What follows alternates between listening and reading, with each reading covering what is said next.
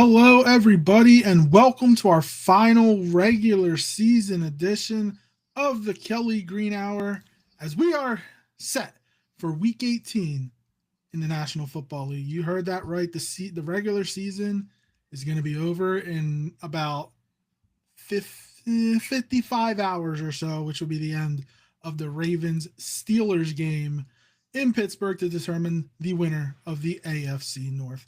I'm your host, LG Harrell, and as always, I'm joined by my co-host, Connor Donald. Connor, what's going on, man?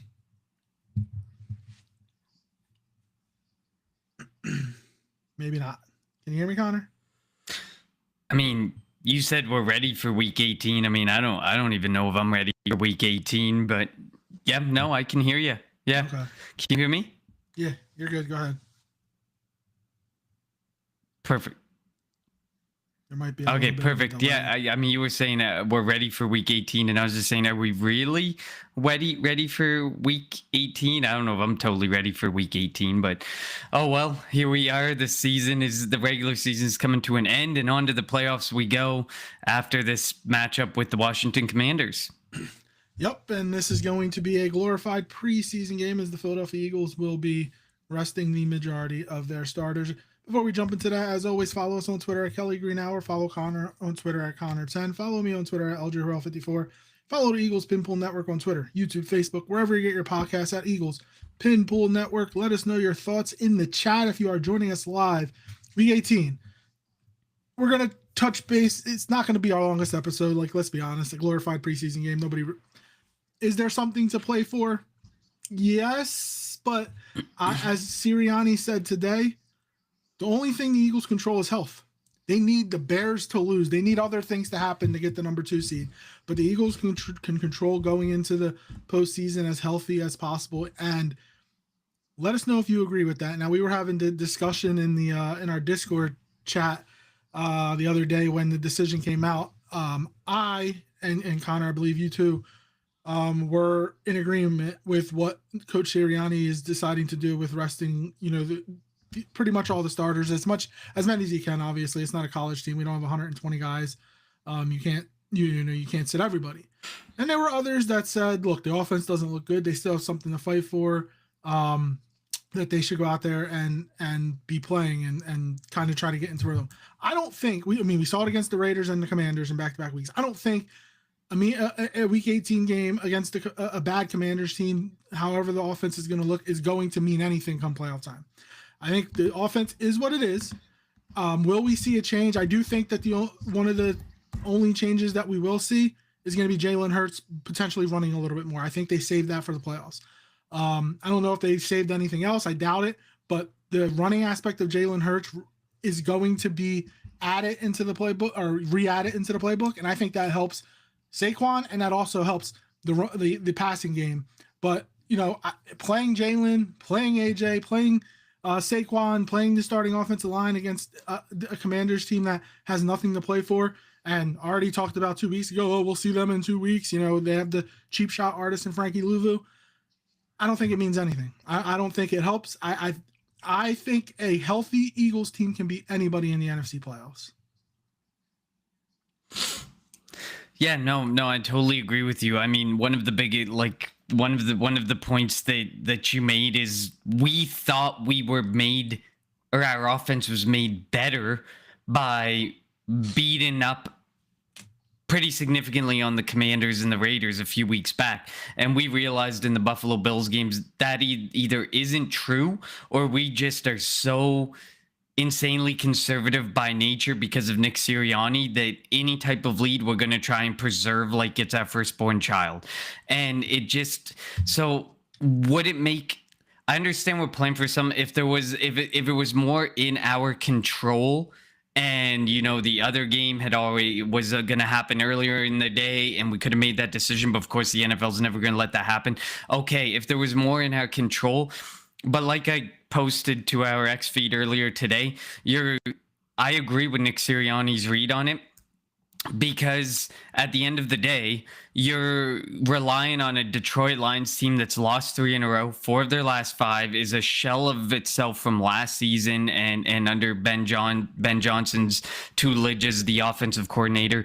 And and it's clear the Chicago Bears, for the most part, it looks like they're going to play their starters and they're going to go for that 2 seed. And it just doesn't feel like the ball is in our court and it's in our favor that we're going to be able to make things happen the way we want to make things happen. I totally get it. The whole aspect of play the offense against Commanders, and if they look better, then we're headed in the right direction. We already saw this. This would be the same old song and dance of 2 weeks ago, and we know that that's totally not true. So putting yourself out there and putting yourself at risk of injury for a team that's, banged up. It's been 8 weeks since they saw their bye, 7 weeks since they saw their bye week. They've played a very tough back half of the year schedule with the likes of the Packers, the Bears, the Lions, the Dallas Cowboys, the Los Angeles Chargers. They had some tough matchups before, prior to the Bills, where there was 2 easier matchups. So they definitely need this rest. We know they need this rest, and I want to say the offense has earned it, but they really haven't. The defense has earned it. The offense hasn't earned it, but the offense has, to me, earned the right to stay healthier for another week than maybe some of these other teams who are being forced to play their starters, or who are playing their starters by choice, who may put their players at risk because of that heading into the playoffs, just jockeying for positioning. Big Country, thanks for joining us. He hopes Tanner plays great so the Eagles can get a good draft pick for him. If I was saying this to a buddy, if you put Tanner McKee in this upcoming draft with the quarterbacks, he's the best quarterback. So there could be, I know the Eagles love him, and they would like to keep him around. I mean, this is the first year Jalen hasn't gotten hurt. He would have started all 17, but they're obviously sitting him this last game, and Tanner's going to get the start. But like if you're able to get a high draft pick, first rounder, maybe, probably not, but you never know. A second rounder, Howie's definitely going to think about that and then figure out the backup quarterback position there. But we know that if there's a team in the NFL that prioritizes the backup quarterback position, it's the Philadelphia Eagles. Go back to the 2017 season. That's how they won the Super Bowl, with a backup quarterback. So they're not going to, and that's why they drafted Jalen Hurts, because they saw what happened in that playoff game against Seattle when Carson got hurt, and it was McCown, and he tore his hamstring pretty much and couldn't move. They wanted to have somebody be able to back up Carson, and it just so happened that he ended up supplanting Carson, and Jalen, became Super Bowl MVP. So it'll be interesting to see what happens this offseason, but we obviously don't want to think about the offseason. I am looking forward to Tanner McKee playing. We know what he can do. He's not going to be throwing to AJ. I kind of think Schmitty's going to play the first quarter to get 44. I think it's 44 yards to get to 1,000 yards. I think that might happen. I will be, every time the ball gets thrown to him and he gets hit, I will be holding my breath. And that's like the one thing, like not having AJ out there, not having most of the starting offensive line, not having Saquon, not having Goddard, not having Hurts, not having Q and Coop and Bond and Jalen Carter, like not having all these guys out there. We don't have to sit there holding our breath. Like if any of that, we saw what happened in 2023. Now I know the season was in a downward spiral, but AJ Brown got hurt in a very meaningless game in Week 18 in Jersey against the Giants. And they got blown out against Tampa the next week, and the offense couldn't do much of anything. It was Devontae Smith and nobody else. Last year, Saquon could have went for the rushing record. They sat everybody. They gave themselves the bye. They didn't have the number 1 seed. We got to remember that. Just because they played 3 home playoff games doesn't mean they were the number 1 seed last year. Washington defeated Detroit, which helped the Eagles host the NFC Championship game. They manufactured their own bye, and that's what they're doing this week. And I 100% agree with what Sirianni is doing. And like, as I mentioned, if just coming into this week, it was just the Eagles controlled it. If the Eagles won, they get the number 2 seed. They would play their starters. But like we mentioned, they need to win. The Bears need to lose. I mean, we saw what happened with Detroit against Minnesota. They lost a 3rd-string quarterback. I think they've mailed it in. Everybody says that they're going to fight for Dan Campbell, but let's be honest, they want this season to end. And they've got to go to Chicago. Jared Goff outdoors is going to be cold as hell in Chicago. Like, if Detroit does us a solid, and thank you, but I don't think it's going to happen. Yeah, we know Jared Goff and how he is in cold weather, and it just isn't very good. And the fact that the Bears are going out there and they're going to play their starters as long as they need to ensure that they've gained the second seed.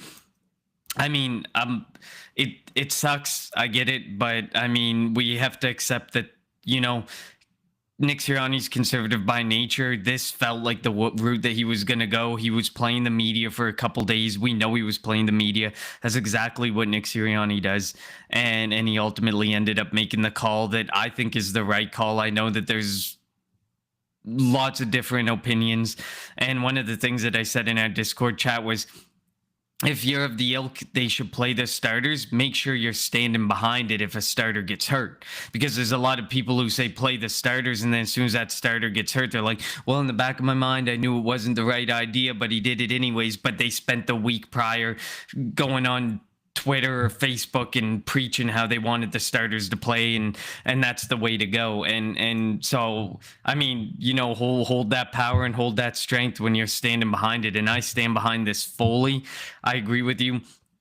Like Sirianni said, we're gonna rest the majority of the starters, but obviously you're 53 men. You can't rest all of them. You're 48 on game day or whatever it is.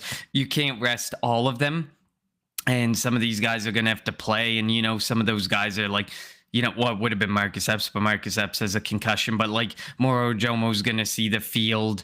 Adoree Jackson's going to see the field. Jalen Hunt's going to see the field. Adoree Jackson might not, because we have Jacorian Bennett, who we'll see, Mac McWilliams, Keely Ringo, and Brandon John. Adoree might not see the field. He'll dress, just because you have to have a certain amount of people. That's a good. Can we sit out KP this week? But you have to dress you have to dress a certain amount of people, so you can't not dress everybody. Like I said, it's not a college team where you have 100, 120 guys. So Adoree will probably dress, but I don't think he's going to play. The linebackers are going to be Smile Munden and Jeremiah Trotter Jr. Campbell will probably dress, but won't play all that much, because who knows what's happening with Nakobe. I think Nakobe will be back the wild card weekend, but you never know. So you don't want to risk Campbell. On the defensive line, Brandon Graham's going to play. Brandon Graham, Ty Robinson, Patrick Johnson, probably Jalen Hunt, maybe. At the safety positions, well, Sidney Brown can go out there and kill whoever he wants, because it doesn't really matter. I don't know who the other safety. Andre Sam be the other safety. That's what I'm like. That's where I'm thinking the defense is going to look like. Obviously, there'll be some other guys that I'm not really thinking of right now off the top of my head, but I kind of see that. And look, Washington still, while Josh Johnson's the starter, they still have Terry McLaurin, Deebo Samuel, Ja'Cory Crockett, whatever his name is, Bill. They still have some weapons over there. They're going to try to win the game probably. But I still think that this Eagles team, and we haven't even touched on our offense yet, which we will in a minute, but I still think that we're going to put a battle up. Like, the spread went from, I think the Eagles were 7.5, 8-point favorites, and it went down to 3.5. The Eagles are still favored with all backups, and now it doesn't help, I guess, for Washington that Josh Johnson's their quarterback, and he's not very good. But it's going to be fun to sit back and we don't have to win this game. This is a glorified preseason game. We don't have to get pissed off when something goes wrong. We can just sit back, relax, and just be happy that everybody's going to be healthy going into that wild card playoff game. Yeah, no, I agree with you. You know that there's going to be a lot of people pissed off at certain things anyways, just because that's the nature of Philadelphia Eagles fans. We know that people are going to try and create something out of nothing if Tanner McKee has a good game against a shell of the Commanders of last season. And to back to that Tanner McKee comment for a second, I didn't get to comment on it. You will be hard. I feel like you're going to be very hard pressed to have a team come out and put out, even a day one. I mean, there might be a later day two pick possibly that somebody would be willing to deal. But I feel like, you got two starts, both of those in week 18, one against the Giants, one against the Washington Commanders, who are not the Washington Commanders of 2024. You're going to have to really predict out and see out and buy into, there's a lot of, the Philadelphia media and what they're saying about Tanner McKee and what people who've watched tape on Tanner McKee, what limited tape there is, say about Tanner McKee. But I mean, you're going to have to find a team who's willing to really, really look at some deep stuff to figure out if Tanner McKee's a guy and can be a starter in the NFL. I'm not one of those guys who's there to say Tanner McKee is a surefire starting quarterback in the NFL. Of course, when you're looking at 32, when you're looking at 32 teams and the circumstances of some of these teams, I agree. There's going to be a team who thinks that Tanner McKee, are going to be some teams who think and believe that Tanner McKee can be the starter. To think that would be someone like who is in a position to take a Ty Moore, Fernando Mendoza. Unlikely. I wouldn't think that the Jets or the Raiders are going to build their future around Tanner McKee, but maybe the Pittsburgh Steelers, maybe someone who's looking for another potential bridge quarterback, but a younger quarterback that could be your future. Maybe, I don't know. It's difficult to say. But like you said, we're going to have lots of time to talk about that. In the off season. But I agree with you. The good thing is you can sit back, you can evaluate some players you don't get a chance to see all that often. Big Country says Ty Robinson gets some reps. I love Ty Robinson through the draft process. I was hoping he would play more, but it just went to show that the depth of our interior defensive line, and it being mainly just three guys, and then Byron Young has stepped up big when he's needed to step up. Ty Robinson just hasn't had the opportunity to even crack the game day roster in most cases. So he's one of the guys I'm excited to watch. You made the point about Adoree Jackson. It's true. There's a good chance Adoree Jackson dresses, but may not have to see the field, which brings up Ja'Cory Bennett, who's another guy I'm pretty excited to watch because I'm a guy who's been kind of secretly rooting for him in the lows of the Adoree Jackson points of the season, and he never really got a chance, and I got the vibe that Vic Fangio wasn't bought into him either. So it'll be interesting to see, when forced into the situation, what he's going to be able to do. And like you said, the Washington Commanders offense has very good weapons, and some weapons who these number twos could struggle against, but could really have an opportunity to prove themselves against as well. Yeah, definitely. So it should be fun for them just to get out there, play. Like I said, a lot of guys haven't had a chance to get out onto the field a lot this year because the Eagles haven't been blowing teams out, and the starters and the depth that we have, they've been doing a very good job. On the offensive side of the ball, obviously we mentioned Tanner McKee. He kind of let something slip in one of the videos. Fred Johnson's going to play left tackle this week. It's not right tackle. So my guess it's probably going to be Fred Johnson, Brett Toth, Drew Kendall, Tyler Steen, and Matt Pryor would be my guess. I could be wrong. I am excited to see Drew Kendall if he is starting. I think that they would start him over Toth at center. They should. You should want to get different. You should want to get different looks. The right tackle could also be Cam Williams. Right? I'd like to see Cam Williams and Drew Kendall. Yeah, Cam Williams is going to play. I do think that this is what I think they're going to start Fred Johnson, and then second quarter, second half, whatever, it'll move Matt Pryor to left tackle because I think Cam Williams is a right tackle, right? If I'm not mistaken. So then correct. Cam Williams will finish the game at right tackle is my guess. But like I said, I am excited to see Drew Kendall with the way. Look, Juergens has been struggling a lot, and he's not going to get replaced this year, but maybe there can be a battle. Who knows? Maybe there could be a battle in the offseason. I highly doubt it. I think a healthy Juergens is good, but right now he's not healthy, and he's missing every block, it seems like. That's why Saquon has to make a spin move or a move as soon as he touches the ball in the backfield. I guess at tight end, we'll see Granson and Calcaterra. So excited. At receiver, Darius Cooper, Jahan Dotson. I do think Devontae's going to start, and they're going to force feed him the ball to get him his 45, whatever, 50 yards he needs, and then get him out. Like, if the first possession, if the Eagles get the ball first, throw it to him 17 times. I don't care. Just let him get his yards and let him – the starting secondary for Washington, Antonio Hamilton, Mike Samuelson, like, they can't cover him. So he should be able to go out there, get his yards, get the 1,000 yards, come off the field, be healthy. We're going to need Devontae. but behind them, when you see maybe Britton Covey, I guess I'm not a Covey fan, but whatever. Jahan Dotson, Darius Cooper. What other receivers do we have that I'm? Terrace Marshall, I think, is being Is he on the? thrown He's on the out there practice as squad right now, right? likely an elevation. Yeah, likely an elevation, but you probably have to. Yeah. Like they've already, and the Eagles have already rolled out a bunch of guys for the game. Jalen Carter, Nakobe Dean, Marcus Epps, Dallas Goddard, Lane Johnson, and Jalen Phillips are not going to play. So like there's already a bunch of your inactives for the game. Jalen, you can expect to see Jalen Hurts, AJ Brown, Saquon Barkley on that list. Just trying to quickly kind of look at should have did this before. Also, it is the third and final Kelly Green game. Failed to mention that. It's our favorite week. Is that favorite week? Quez Watkins could be brought up. He's on the practice squad. Perry Nickerson could be brought up too as a DB.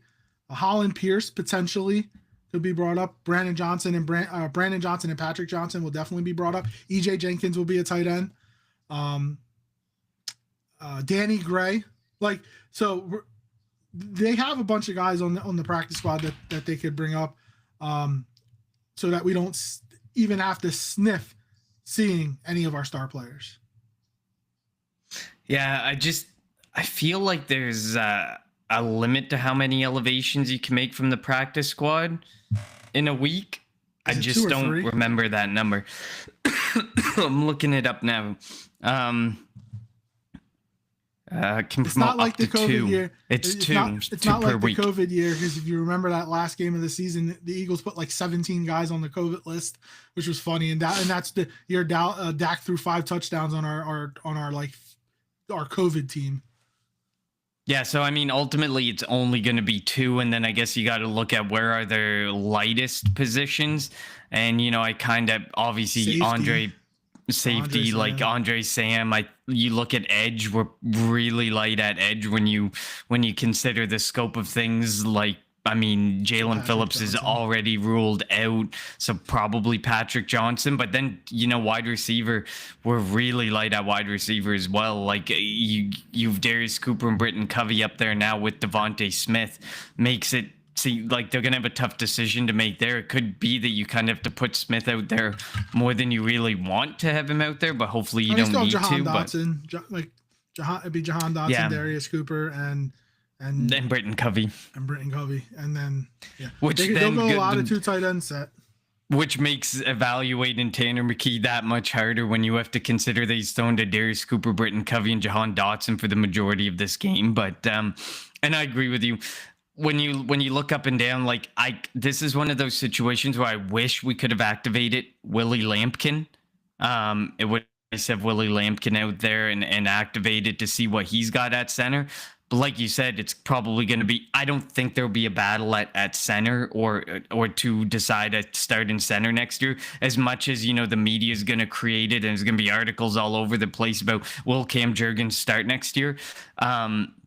I don't think that there's going to be a big battle as far as that goes. Cam Jurgens is going to be the starter, and I hope that he doesn't need any other further surgery and can have an off season where he can just get healthy and get right and hopefully come back and be better. Now, if he doesn't need a surgery, has a whole off season to get right and get better, and comes back and looks the same next year, okay, we can have a discussion. But right now, it's not a discussion. Right now, he is a Pro Bowl center, Cam Jurgens. So we're going to roll with the fact that he got that accolade added to his name.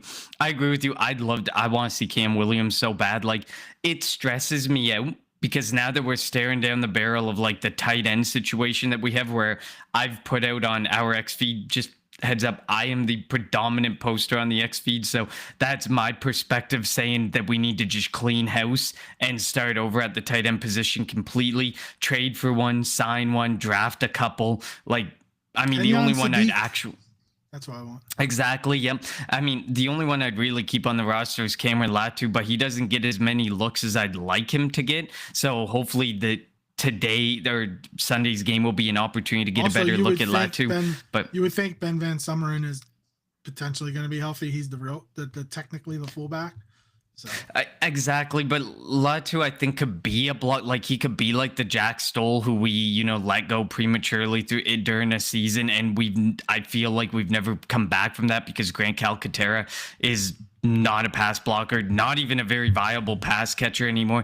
Kylan Granson doesn't need to come back to this football team. I don't need to see him again. I've seen enough of him in his pastime and in his time in Philadelphia. And like I've kind of said, I think Dallas Goedert's played his way out of Philadelphia. Maybe, if we make a deep run or get back to the Super Bowl, win the Super Bowl, maybe he'd be like, I want to keep winning. I want to be here. But we've seen that even in the face of winning, money kind of wins out, i.e. Max Crosby, Myles Garrett, money talks and those types of situations arise where players just would 31, 32, 30. Yeah, exactly. So this is his final chance to get paid and to get a big paycheck. So I don't blame him if he goes off and gets paid and wants to go. Because I don't think he would get that big of a payday that you think he would get because of his age.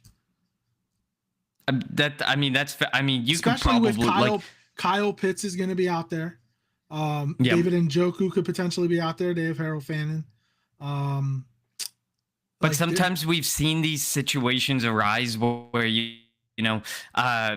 teams get desperate because of a market with like a Pitts and a Njoku, like you said. They create a market and Dallas Goedert gets more than what he's expected. It all depends on where the market flows. I just don't know if how he's got so much prioritizing to do on the defensive side of the ball financially that it just might make sense to move on from Goddard and most of this tight end room, draft, sign one cheap, like get cheap, get young, and start over in the tight end room. We'll see. Because they're going to have to, we'll see. They're going to have to draft, on the offensive line. Like they're going to use a high draft pick on the offensive line. This is where with all the money going to the defense, probably within the next 2 to 3 years, they're going to have to draft on the offensive side of the ball. And I get tight end. Yeah, and that's where my point was. That's where my ultimate point was leaning, because I kind of made the point about Cameron Williams and then moved over to the tight end position. I would like to see Cameron Williams out there because.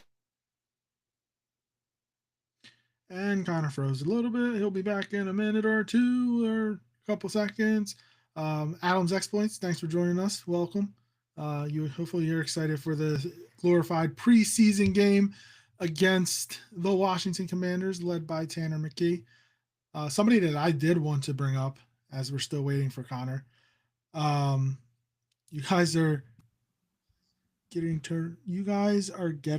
better with terminology than I am. I think I read it on X. Jurgens has had the worst stats for offensive line starters. I think I saw that too, where he's just been the worst run blocking offensive lineman in all of the NFL. And it doesn't matter the position. Yeah, seen that too. Connor, you did freeze out.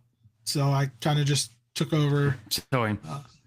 But if you want to continue, you can go ahead. Yeah, sorry. I was making my point about Cam Williams, and I think that it would be good to see him out there as much as we could, because I think they have a belief that maybe they have some support in house for the heir to Lane Johnson's right tackle position, beyond not this year but next year, because I think they fully believe and anticipate Lane will be back next year. Yeah, and they also have Holland Pierce, and who's the other guy? They had another tackle that Miles Hinton that they brought in, who's a swing tackle too.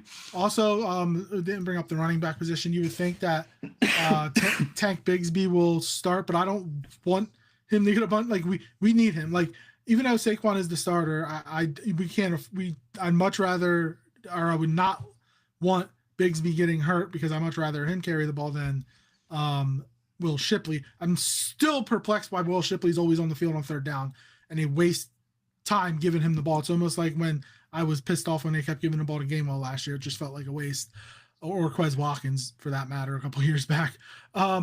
So this could be a game where you see Shipley and AJ Dillon will be activated. AJ Dillon will, finally earn a paycheck instead of being deactivated every game day, which is crazy. He's been such a good soldier for a vet like AJ Dillon, who I don't know if he was a first or second round pick, been a starter in this league.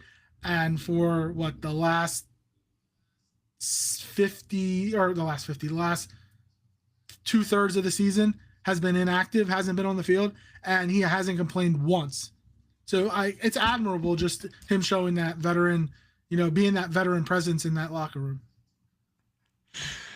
Adam's exploits continuing to pick at LJ about having a fan going. LJ, I have my heat at 72 and wearing a winter coat line, and I don't have the beat on. And by the way, I found it. It says Cam Jurgens leads all starting offensive linemen, regardless of position, in blowing run block rate. Yeah, that's not good. So you can't run behind him. You don't even need it. And again, I mentioned the last episode. I don't care about stats. I use the eye test. Watch him. You saw it last week. He like it just gets blown off. He gets beat off the ball. The game against Washington, he got beat off the ball, and Saquon made the spin move, and he went for 45 yards. Last week, he got beat off the ball. Saquon made a spin move, and then there were Buffalo Bills there. Like, it just there's Saquon's year obviously hasn't been as good as it was last year to do over 2,000 yards, this, that, and a third. But I mean, he got 1,000 yards, and this is with playing behind such a bad offensive line. The type of offensive lines he had when he was a Giant. Oh, definitely. Like, you need your center to be a lot better, and he has been a lot better. We know he can be a lot better. It's just, is the regression, from injury, or is the regression a natural regression? And if it's a natural regression, then that's scary because it's a significant step back. I still am of the belief it stems more from injury, and I'm hoping that he comes back next year. But if we get 4 to 5 weeks into the season and he looks anywhere close to what he is right now, I'm worried. I'm going to be very worried. Also, it could be interesting. He did play guard for a couple of years. If Kendall or Lampkin can play center and be good at it, move him the right guard. He was a right guard before, and he was good at it. Now he was playing between Kelsey and Johnson, so it'd be different. But like, if there's somebody that can beat him out at center, he probably could be a better guard than Tyler Steen is. So.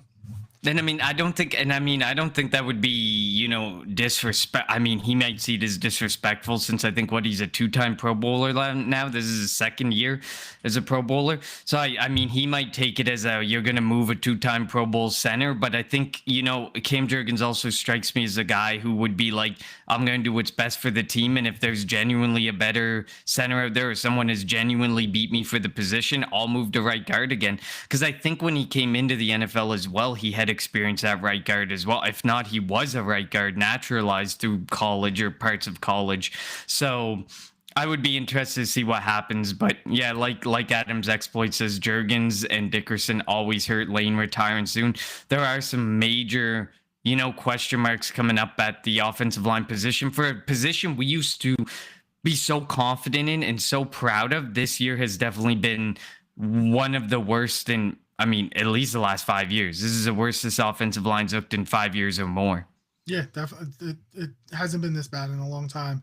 Not counting when the entire offensive line got hurt. Like, they're all starters minus Lane Johnson, and they're not playing well. Oh, the year we had 16 different or 15 different offensive line combinations. Yeah, that was fun.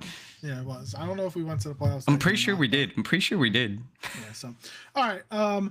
So that's enough talking about this game. I'm going to watch it, and this is going to be the first game that I don't have to be stressed out because, again, we need the line. Like, if it was the Eagles win, they're the number 2 seed, okay, there's something to stress out about the starters we'll be playing. But there's not, you need somebody else to win before you even have a chance. Will I be keeping my eye on the Bears-Lions game? Sure. I'll check the score here and there.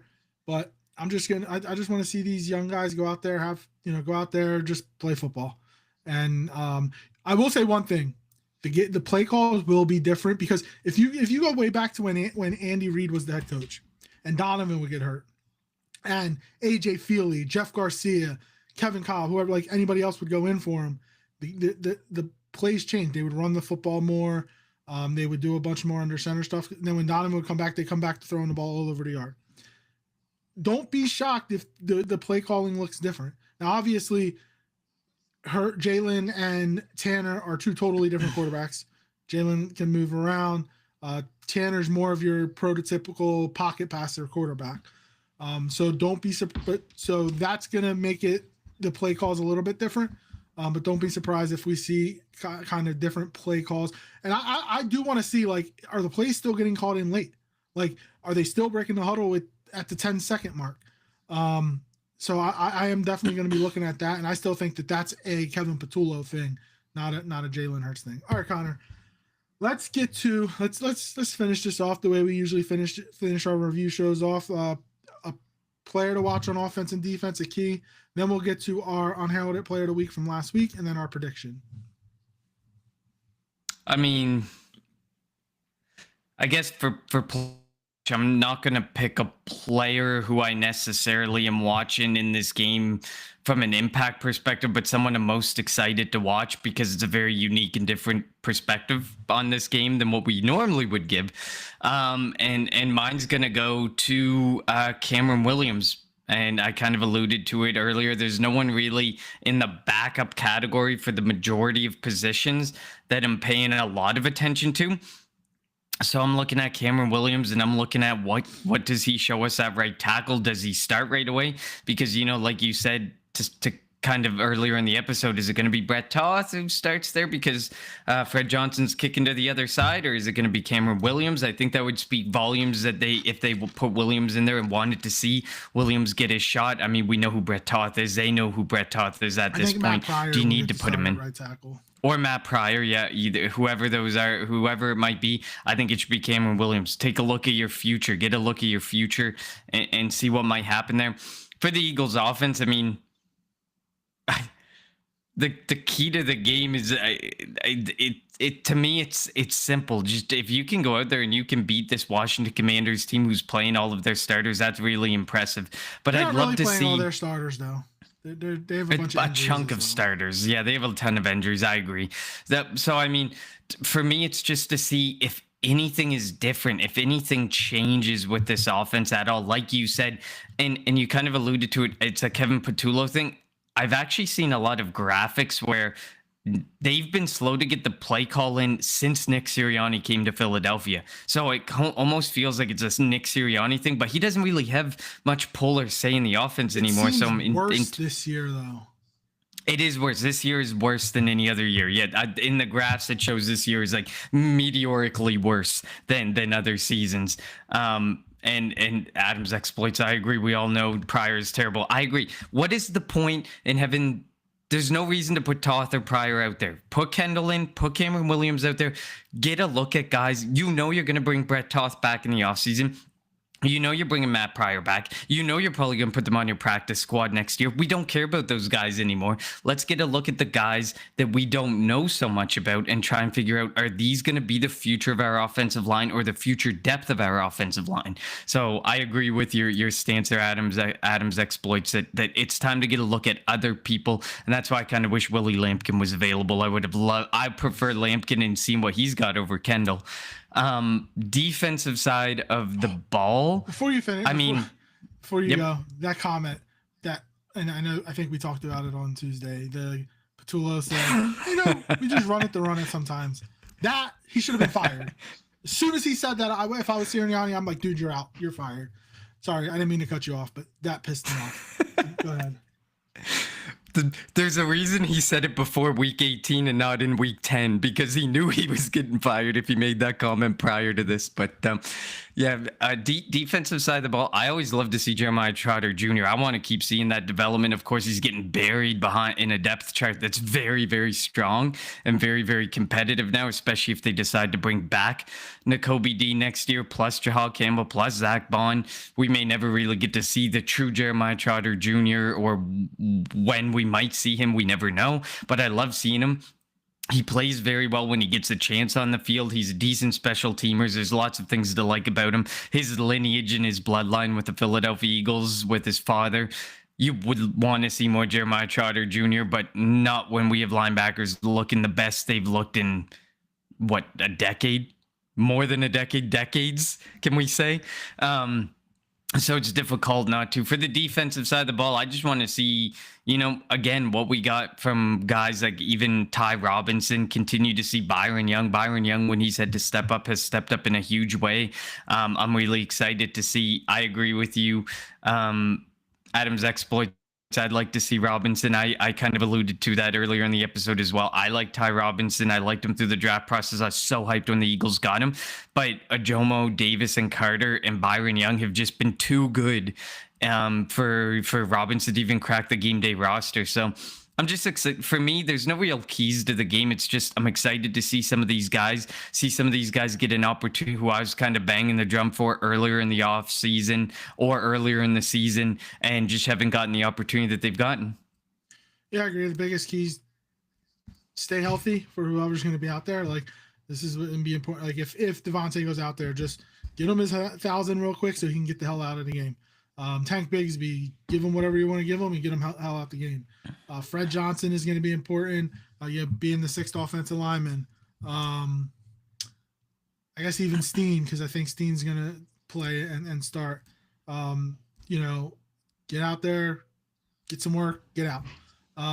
So my player on the offensive side is actually going to be Drew Kendall. Just intrigued just to see kind of how he looks at the center position. I think Deron Payne might be playing. I'm not 100% sure.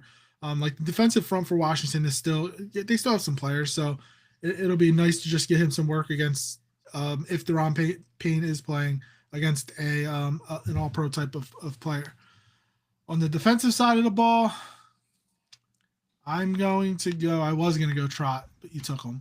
I'm going to go Jacorian Bennett. Let's see what you talked about it. Ever since the Eagles traded for him,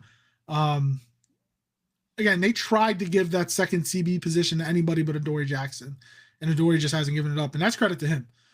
They tried to give it to Keely Ringo. They traded for Jacorian Bennett. They traded for Jair Alexander. They tried to give it to anybody. They tried to claim Slay. So like they wanted to give it to anybody, but Adoree Jackson's done a good job. So I want to see what Jacorian Bennett's about, because I think he's under contract for next year. So kind of see what he can do against a Terry McLaurin. I know it's Josh Johnson throwing the ball, but let's see what he can do against a Terry McLaurin and a Deebo Samuel. So I'm gonna go Jacorian Bennett on the defensive side of the ball. I like it. All right. So who's your unheralded player of the week for last week? I am going with Audric Esteem for the New Orleans Saints. He was on the Eagles practice squad. He was on the Eagles practice. So, of course, obviously, we don't really need him with the state of the running back position. But the wild thing, one of the big reasons I pick him is, did you see the video that was circulating on social media where people were giving Audric Esteem? Okay, well, they were giving Audric Esteem a hard time, some of the fans in the stadium. And then he went off and had the best game of his career. And so I think that's hilarious when a video like that pops up and emerges, and then you go out there and you go 14 for 94 and a touchdown. And I think the majority of that rushing yardage was on that touchdown specifically.